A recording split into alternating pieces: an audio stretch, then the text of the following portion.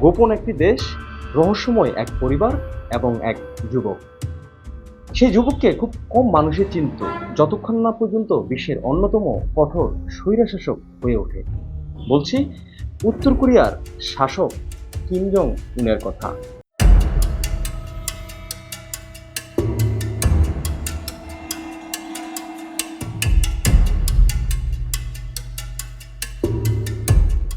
Football প্রেমী সেই ছোট্ট ছেলেটা নিজের পরিচয় লুকিয়ে ইউরোপের একটি দেশে বেড়ে ওঠা এবং পড়াশোনা। তারপরও কিভাবে সেই পরিবারের কালো আইনের মধ্যে ডুবে গেল, জানাবো সেই গল্প।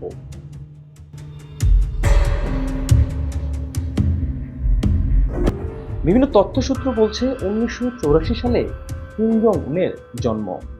জন্ম নিয়ে বিতর্ক রয়েছে, কারণ এই পরিবারটির সবকিছুই প্রায় গোপনীয়। বাবা কিম জং ইলের তৃতীয় সন্তান, তবে সবার থেকেই আলাদা ছিল কিম জং উন। নিজ দেশ থেকে 1996 সালে কিম জং উনকে পাঠানো হয় ইউরোপের দেশ সুইজারল্যান্ডে। সেখানেই বেড়ে ওঠা, পড়ালেখা শুরু করেন, তবে পুরোটাই নাম পরিচয় গোপন করে। সেখানে তার নাম ছিল পাক উন।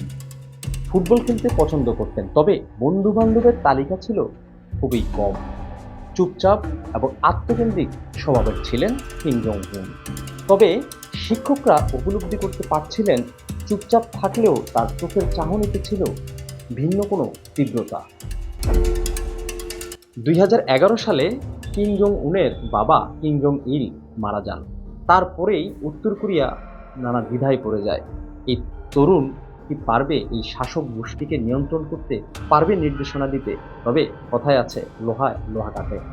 বাবা দাদার সে অনুকরণীয় সেই শাসনের মধ্যেই নিজেকে আবিষ্কার করেন এবং বিশ্বের অন্যতম স্বৈরশাসক হিসেবে হয়ে ওঠেন এই কিম জং উন।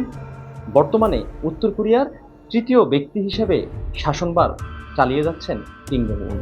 এমন সব নানা দ্বিধার মধ্যেই নিজের রাজবংশের শাসন বাঁচাতে দায়িত্ব গ্রহণ করে কিম জং উন। উত্তর কোরিয়ার বর্তমান তৃতীয় শাসক হিসাবে দায়িত্ব পালন করছেন কিম জং উন।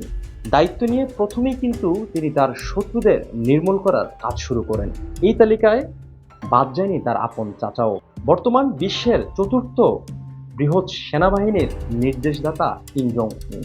এবং তার এই সেনাবাহিনীর এবং তার দেশে কি ধরনের অস্ত্র রয়েছে তা অনেকটাই গোপনীয়। তার মধ্যেও বিভিন্ন তথ্য সূত্রে কিন্তু উঠে এসেছে তার সৈন্য সংখ্যা দেশটিতে প্রায় সেনাবাহিনী, নৌবাহিনী এবং বিমান বাহিনী মিলিয়ে প্রায় 12 লাখ। দেশটির ঝুলিতে এই পর্যন্ত পারমাণবিক অস্ত্র রয়েছে ধারণা করা হয় 30 থেকে 50টি, এবং আধা সামরিক বাহিনী যেটা বলা হয় বিভিন্ন রিজার্ভ ফোর্স হিসাবে আছে, সেটার সংখ্যাও প্রায় 50 লাখের মতো।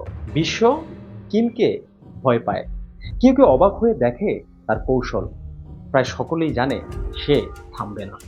যিনি দীর্ঘদিন ছিল ছায়ায়, এখন সে আলোতে, তবে তার রাজত্ব অন্ধকারে। সে কেমন রাজা, সে বিচার করবে ইতিহাস।